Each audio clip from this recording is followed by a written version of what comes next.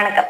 சீமான் விஜய் விமர்சித்து விட்டார் என்று அந்த விமர்சனத்திற்கு எதிர் விமர்சனமோ எதிர்கருத்தோ அல்லது கேள்வி கேட்டால் அதற்கான பதிலையோ தர தெரியாமல் தாவேகாவினர், அதாவது விஜயினுடைய அந்த ரசிக கூட்டம், நாம் தமிழர் கட்சி திமுகவுடன் மறைமுக கூட்டணியில் இருக்கிறது என்றும் திமுகவிற்காக வேலை செய்கிறது, அதனால்தான் விஜய் எதிர்த்து பேசுகிறது என்றும் கொஞ்சம் கூட யோசிக்காம சிந்திக்காம பேசுறாங்க.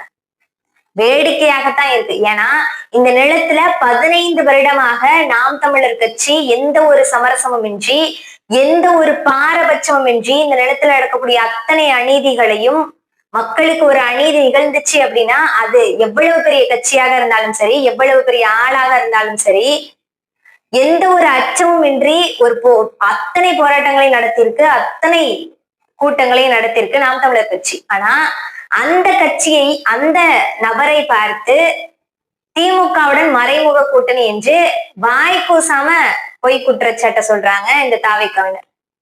அப்ப எந்த அளவுக்கு அவர்களுடைய அரசியல் அறிவு இருக்குது அப்படிங்கறத இந்த ஒரு விடயமே காட்டிவிடும். ஏன்னா எப்படி நாங்க திமுகவை எதிர்த்து விமர்சனம் வைக்கும் போது திமுக நீங்கள் பாஜகவின் பி டீம் என்றும் சங்கி என்றும் சொல்றாங்களோ, ஒரு பொய்யான குற்றச்சாட்டை திமுக எப்படி சொல்றாங்களோ, அதே போலதான் துளியும் கூட வித்தியாசம் இல்லாமல் தாவேகாவினரும் சொல்றாங்க.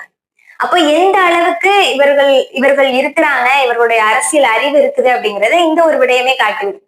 இவர்கள் இருவருக்கும் வித்தியாசமே இல்லை அப்படிங்கிறத இந்த விடயத்திலேயே நாம பார்க்கலாம்.